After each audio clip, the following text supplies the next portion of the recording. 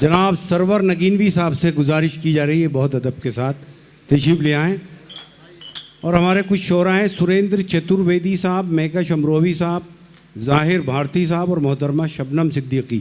اگر یہ یہاں موجود ہیں تو ہمیں اطلاع دے دیں. ویسے بھی 12 ملکوں کی پولیس ان کے تلاش میں ہے. عرض کرتا ہوں مطلب ملازم فرمائے.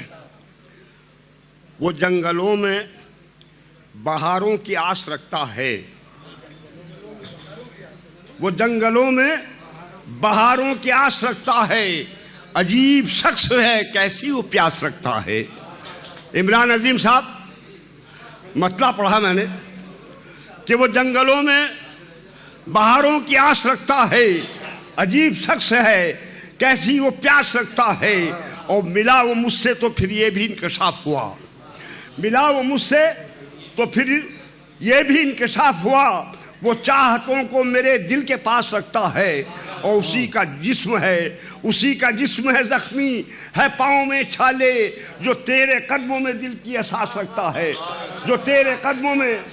اسی کا جسم ہے زخمی, ہے پاؤں میں چھالے, جو تیرے قدموں میں دل کی احساس رکھتا ہے.